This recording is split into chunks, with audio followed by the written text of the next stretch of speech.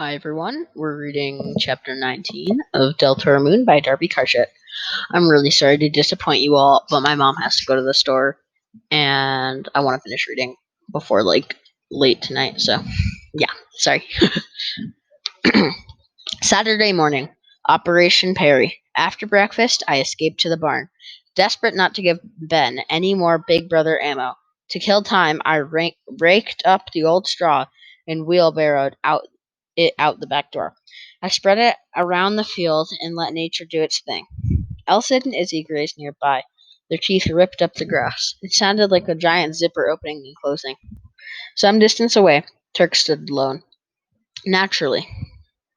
Finished with my chores, I stowed the tools, then stuck my head out the back door. Elsid, time. What's going on? Izzy asked around a mouthful of grass. Oh, we're simply taking a little jaunt. Elsa jogged over and squeezed past me. Can I come? Not this time, Iz. I hastily closed the door. I groomed and saddled Elsa as fast as I could. We would have been ready sooner, but he made me comb out his mane and tail. Twice. You act like you're going on a date with her, I complained, detangling a couple of strands. And you're not? I happen to know that you were sporting a new shirt. Sorry, I had to move my mic. I made a face. He had me there. I chucked the comb toward the storage box and swung into the saddle. Let's move before Ben shows up. We trotted out of the yard, both of us keeping eyes and ears peeled toward the house. I let out a sigh when we rounded the hump. Alice had slowed to a swinging walk. One landmine avoided. One to go. As we traveled along, worry worms hatched in my gut. What is a worry worm? Squirming. This is worse than hunting Skinners. She's probably just got. Sorry. She's probably just as nervous. Yeah, right. Was she really? That helped. A little. The whole way there, I debated turning around and going back home, but I didn't. Courage is as much about battling our fears as it is battling our foes. Dad's voice whispered in my head. Perry was waiting in front of her house. She waved when she spotted us and hurried down the drive. Hey, handsome, she patted Elsid. Oh, and hi to you, Matt. Too, Matt. Funny. My anxiety loosened a notch. I swung out of the saddle. You ready? Beyond ready. I sliced up an apple for him. She held up a plastic sandwich bag. Is that okay? Elsid opened his mouth. Just in time. I elbowed him in the ribs. Sure, he'd like that. He crunched on the treat, dribbling bits of fruit out of his mouth in a totally non-Elsid way. The big ham. The whole time she studied his headstall. This may be a dumb question, but don't bridles have that bar thing that goes around the horse's mouth? It's called a bit, and yeah, most do, but we've trained our horses to a simple halter. Why? Because it's hard to talk around a piece of stainless steel in your mouth. Just another way of riding. Oh, she wiped her hands on her jeans. Well, now that I bribed him, bribe, bri- I can't bribed him. Maybe he won't buck me off. He'd never do that. Like I said, he'll take care of you. He's got a reputation to hold up. What's that mean? Nothing. I guided her around to his near side. You always mount and dismount on the left. Why? I hesitated. Would she laugh? Then I remembered this is the girl who pointed out the humongous plot hole in the Lord of the Rings that I totally missed. Well, there's this old legend, and I don't know if it's really true, but most knights wore their swords on their left side so that they could draw it with their right hand. So when they mounted their war horses, they mount from the left, and they would sit on their swords, even with armor on. Ouch! I grinned. The last of my nervousness faded away. Okay, how I do this? Wait, what? Okay, watch how I do this. Reins in your left hand, grab the horn in the front and the cantle in your back. Put your left foot in the stirrup, give a bounce on your right leg, then pull yourself up.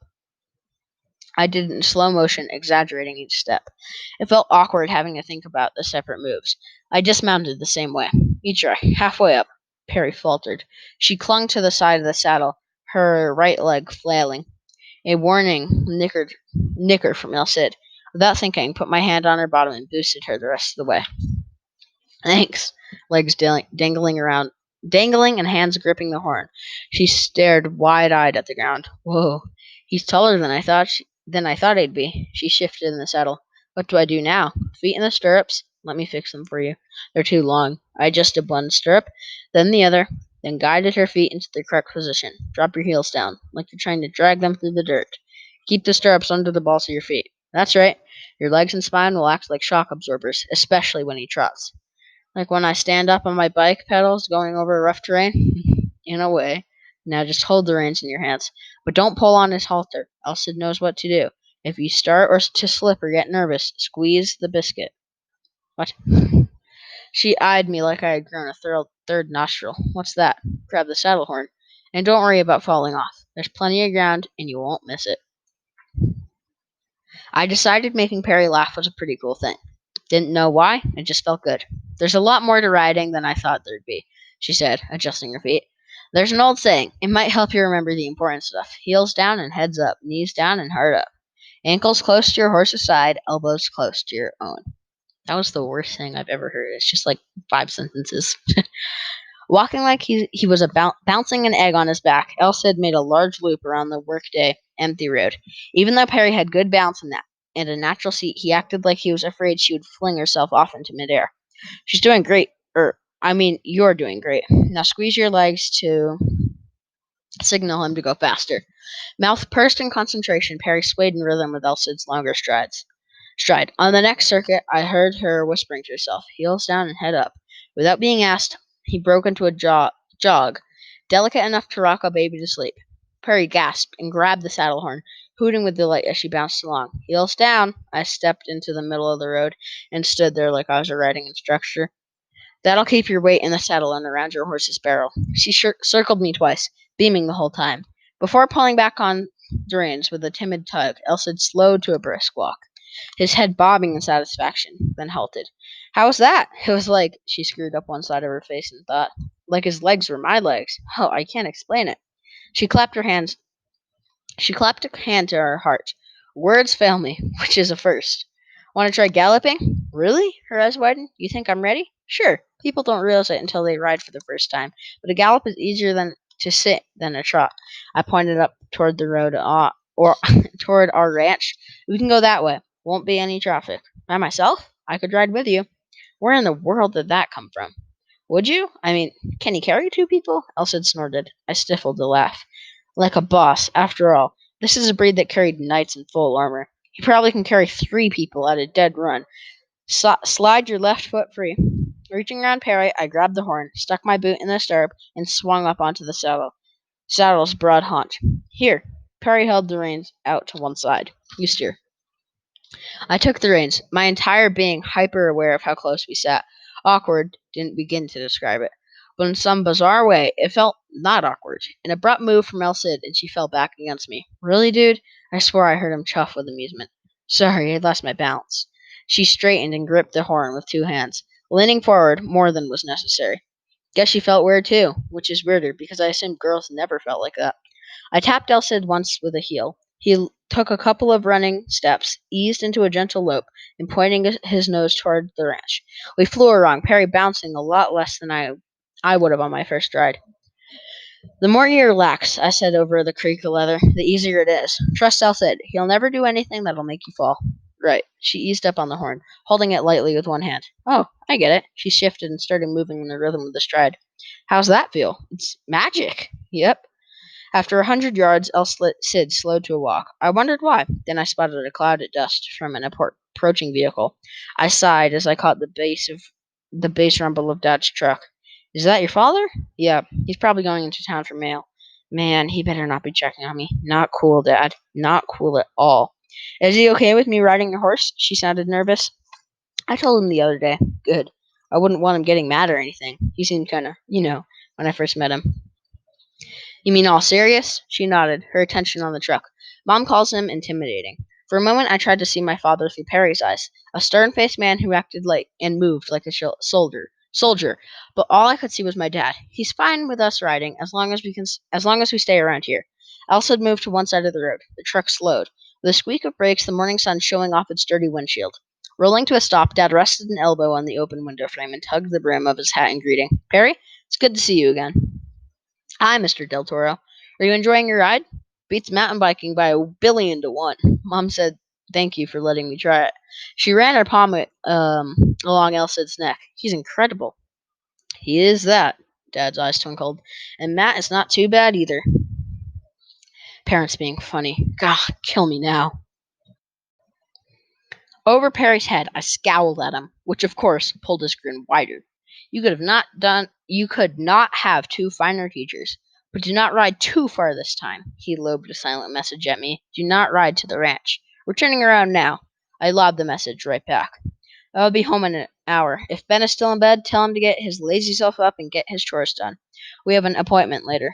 Got it. I could tell from his expression that the appointment involved monsters and a warhorse or two. Perry, please tell your mother hello for me. He touched his hat brim again and drove away. We waited until the dust from the truck settled, then rode back, switching gaits the whole way. By the time we reached her home, Perry was holding the reins, and I was trying to figure out what to do with my hands. Wow, that was amazing. Swinging a leg over the horn, she dropped to the ground with a grunt and looped over her arms around Elsid's neck. He nuzzled her shoulder. You did good. Want to try again? Kidding, right? I laughed. Okay, we'll work another time. I clambered forward into the vacant saddle and fumbled with the reins, eyes fixed on the gray's ears. Now what do I do? Just ride off, dismount, and walk her to the door? Perry rescued me. Thanks, Matt. See you later. Before I could signal him, Elsa trotted away. The whole time I wondered, was I supposed to look back? Maybe wave? We rounded a bend in the road. Decision made. Oh, well. I settled into the saddle, and my feet dangling past the shortened stirrups. Pearl will make a fine acquisition? Acquisition? I'm sorry, Elsa said. She has a natural seat, a light hand, and good balance. Rather reminds me of your mother. She does? Gentle warmth welled inside of me. It dawned on me, although I must have known it, that Elsid also lost someone he loved when Mom died. I only remembered her in tiny scenes that zipped through my memory, like a television commercial, the kind with people talking in short bursts. Most of the stuff they said didn't make any sense to me. No theme music either, just the sound of her voice. A fall of dark hair brushing my cheek, and the aroma of soap and horses. Of course, Ben knew her longer than I had. Her death was a lump he couldn't dissolve. Not with tears or breaking things or screaming at our father when he was younger, or locking horns with Dad as he got older. I think that was why my brother greyhounded away every spring for a month or so, just to get a break from the fighting. I had a feeling that if Ben didn't make the annual trips to the Novrays, Dad would have. Did you miss her? I do. Ciela Montaña del Toro was a dear friend and plucky fellow conspirator. Conspirator? Elsid nodded his head in rhythm with his stride, in keeping a certain stubborn hombre safe. Even if that man complained about being coddled, I promised her the day I arrived that I would do whatever was necessary to keep not only Javier safe, but her and young Ben as well. He sighed. It wasn't anyone's fault, I repeated Dad's words. It was just bad luck.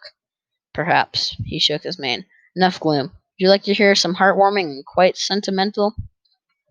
Would you like to hear something quite heartwarming and sentimental about your mother and you? I don't, do I? You've no choice in the matter, unless you wish to foot it home. He saddled into a swinging walk, a gait he could hold for a day and a night without tiring. When you were just 2 days old, your mother carried you out to the barn. A sweet, warm, quiet spring evening, if I recall. Not anything like the wrinkly little creature she carried in a blanket. Hey, he chuckled, ribs rising and falling. Celia held you up to me and you reached out with a hand that felt no bigger than a mouse's paw and touched my nose. Then she said to me, Sid, I know how much you love Bob and Ben and me, but do you have room in your heart for one more? It took me a moment to make sure my voice wouldn't do something to embarrass me. What'd you tell her? Why, I told her that I had plenty and to spare. He lifted his heart, letting the wind blow his forelock off to one side. Then he spoke softly, as if to himself. I would have never guessed that one so small would take up so much room. Aww, so heartwarming and sentimental.